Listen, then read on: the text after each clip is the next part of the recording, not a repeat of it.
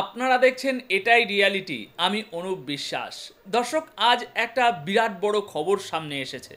গাজাকে খালি করে দেয়া হচ্ছে অত্যন্ত চালাকির সাথে।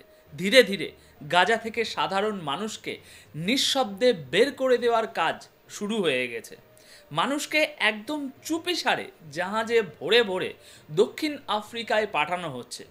আপনারা ভিড়ের যে ছবিগুলো দেখছেন, এরা গাজার মানুষ। এদেরকেই দক্ষিণ আফ্রিকায় পাঠানো হচ্ছে।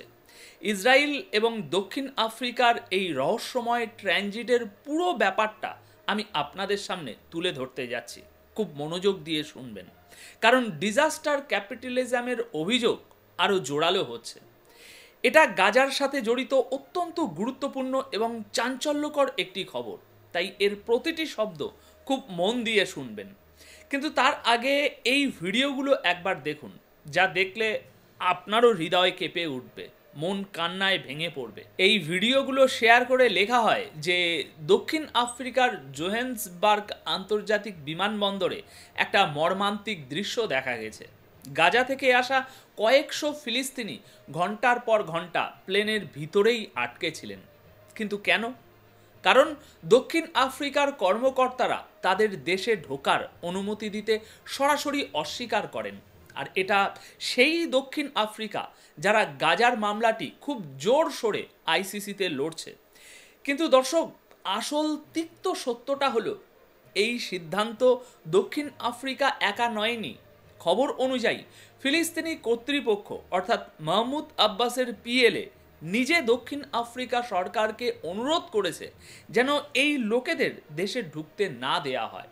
অর্থাৎ এরা হলেন সেই সব মানুষ যারা গাজার ভয়, ধ্বংসলীলা আর অত্যাচার থেকে পালিয়ে এখানে এসেছেন, কিন্তু দেশের মাটিতে পাও রাখতে পারেননি।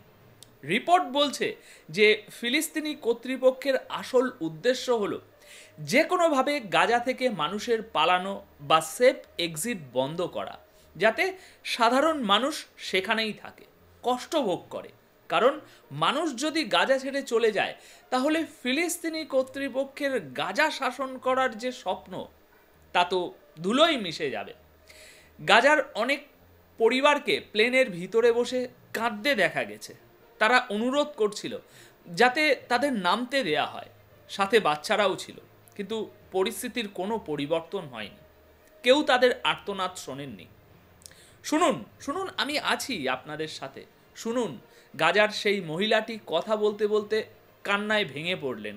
তিনি জিজ্ঞাসা করছেন, আমরা যুদ্ধ থেকে পালিয়ে এসেছি, আমাদের অপরাধটা কি? আমরা কি মানুষ নই? আমাদের কি আর পাঁচটা মানুষের মতো করে বেঁচে থাকার অধিকার নেই?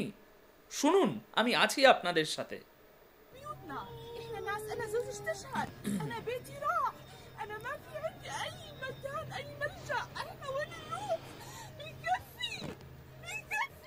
দর্শক, এই আওয়াজে আপনারা কষ্ট, বেদনা এগুলো অনুভব করেছেন। এবার খবরটি বিস্তারিত শুনুন। খবরের বিস্তারিত বর্ণনার পর আমি আপনাদের বলবো যে দক্ষিণ আফ্রিকায় গাজার এই মানুষদের সাথে ঠিক কী ঘটেছে।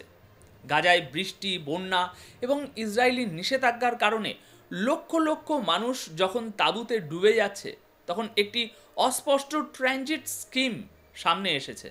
আর এই ঘটনাকে কেন্দ্র করে এখন প্রশ্ন উঠছে যে ইসরায়েল কি ফিলিস্তিনিদের গাজা থেকে বের করে দেওয়ার চেষ্টা শুরু করে দিয়েছে? এই রহস্যময় নিষ্কাশন কিভাবে শুরু হলো? আসুন বিষয়টি বোঝার চেষ্টা করি। দর্শক, আল জাজিরার রিপোর্ট অনুযায়ী সব কিছু শুরু হয়েছিল আল মাজাদ ইউরোপ নামের একটি অলাভজনক সংস্থার বিজ্ঞাপন থেকে। বিজ্ঞাপনে প্রতিশ্রুতি দেওয়া হয়েছিল যে ফিলিস্তিনি পরিবারগুলোকে নিরাপদে গাজা থেকে বের করে আনা হবে। তাই 2 বছরের যুদ্ধ, সর্বশান্ত হওয়া, বাড়ি, ব্যবসা, ভবিষ্যৎ সব কিছু হারিয়ে শত শত মানুষ এই ফর্ম পূরণ করেছিল, ফিল আপ করেছিল। তাদের মনে হয়েছিল বাইরে যাওয়াই হয়তো একমাত্র আশা, হয়তো তাদের ভবিষ্যৎ উজ্জ্বল হবে। কিন্তু আসল গল্পটা ছিল আরও অনেক জটিল। যারা ফর্ম পূরণ করেছিল তাদের কাছে হঠাৎ ফোন আসে। তাদেরকে বাসে করে ইসরায়েলি সেনাবাহিনীর তত্ত্বাবধানে ইয়েলো লাইন পার করানো হয়। ইসরায়েলি সেনাবাহিনী এই মানুষদের বাসে করে নিয়ে যায়। দর্শক, এই সেই ইয়েলো লাইন এলাকা যেখানে অক্টোবরের পর থেকে প্রায় 200 ফিলিস্তিনি শুধু ইয়েলো লাইন পার হতে গিয়ে মারা গেছে বলে রিপোর্ট আছে। ফিলিস্তিনিদের নিয়ে বাসটি কারেম আবু সালেম ক্রসিং পার হয়ে দক্ষিণ ইসরায়েলের রামান বিমানবন্দরে পৌঁছায় এবং সেখান থেকে তাদের সরাসরি দক্ষিণ আফ্রিকায় পাঠিয়ে দেয়া হয়। কিন্তু দর্শক, ইসরায়েল এত দয়ালু কেন? গাজার মানুষদের জন্য ফ্লাইট বুক করছে, বাস বুক করছে। দেখুন, আসল কথা এর পিছনের খেলা হলো জমি খালি করানো। এবার শুনুন দক্ষিণ আফ্রিকায় তাদের দুর্দশার কথা। 153 জন ফিলিস্তিনি সঠিক কাগজপত্র ছাড়াই দক্ষিণ আফ্রিকার জোহেন্সবার্গ বিমানবন্দরে অবতরণ করে। জোহেন্সবার্গে পৌঁছানোদের মধ্যে একজন হলেন লুয়ে আবু সাইফ। বিমানবন্দরে তিনি জানান যে তারা জানতেন না তাদের কোথায় নিয়ে যাওয়া হচ্ছে। তিনি বলেন, শুধু জানতাম যে গাজায় বেঁচে থাকার আর কোনো উপায় নেই। পুরো যাত্রাটি ছিল একটা দীর্ঘ যন্ত্রণার কাহিনী, কিন্তু এখন তারা অন্তত নিজেদের জীবিত ও সুরক্ষিত মনে করছেন। এখন প্রশ্ন হলো, এটা কি একটা ডিজাস্টার ক্যাপিটালিজম নেটওয়ার্ক? অস্ট্রেলিয়ান সাংবাদিক অ্যান্টনি লোয়েনস্টাইন, যিনি এই রহস্যময় অপারেশনের গভীরে গিয়েছেন, তার মতে এই স্কিমটি কয়েক সপ্তাহ বা মাস ধরে চলতে পারে। এটা প্রথম ফ্লাইট ছিল না। প্রতিটি ফ্লাইটের জন্য ইসরায়েলি অনুমতি প্রয়োজন এবং এর অর্থায়ন প্রয়োজন। কিন্তু সেই অর্থায়ন কারা করেছে? যে সংস্থার ওয়েবসাইটের মাধ্যমে ফর্ম পূরণ করানো হয়েছে সেটা এতটাই অদ্ভুত যে মনে হয় যেন ওটা এআই দিয়ে তৈরি করা। লোয়েনস্টাইন বলেন, এই ঘটনাটি মানুষের দুর্দশা থেকে অর্থ উপার্জনের একটা ব্যবসা, যা ডিজাস্টার ক্যাপিটালিজমের উদাহরণ। তার মতে এটা এমন কিছু সংস্থার নেটওয়ার্ক যারা গাজার ধ্বংসযজ্ঞকে ব্যবসার সুযোগ হিসাবে দেখছে। পরিস্থিতি এমন যে হাজার হাজার অসুস্থ শিশু এবং অসহায় মানুষ চিকিৎসার জন্য বাইরে যাওয়ার লাইনে অপেক্ষা করছে, কিন্তু ইসরায়েল তাদের বের হতে দিচ্ছে না। অন্যদিকে রহস্যময়ী সংস্থার মাধ্যমে পুরো পরিবারকে দক্ষিণ আফ্রিকায় পাঠানো হচ্ছে। ফিলিস্তিনি অ্যাক্টিভিস্টদের মতে এটা ধীরে ধীরে জনসংখ্যা নিষ্কাশনের একটা প্রক্রিয়া, যা এক ধরনের নাকবা। এটা আইনি আশ্রয়ের নামে গাজাকে খালি করার একটা হাতিয়ার হয়ে উঠেছে। এদিকে দক্ষিণ আফ্রিকায় পৌঁছানোর পর গাজার এই মানুষদের সাথে একটা বড় প্রতারণা হয়। তাদের সেখানে কারাগারে আটক করা হলো। 150 জনেরও বেশি ফিলিস্তিনি কোনো ভ্রমণ নথি ছাড়াই জোহেন্সবার্গ বিমানবন্দরে অবতরণ করলে চাঞ্চল্য সৃষ্টি হয়। তাদের প্রত্যেককেই 12 ঘন্টা পর্যন্ত আটক রাখা হয়। দক্ষিণ আফ্রিকার সরকার অবিলম্বে তদন্ত শুরু করেছে যে এই ফ্লাইট কে পাঠিয়েছে এবং কিভাবে মানুষজন কাগজপত্র ছাড়া সেখানে পৌঁছালো। খবর অনুযায়ী দক্ষিণ আফ্রিকায় ফিলিস্তিনি দূতাবাস একটি অনিবন্ধিত এবং বিভ্রান্তিকর গোষ্ঠীর উপর অভিযোগ এনেছে।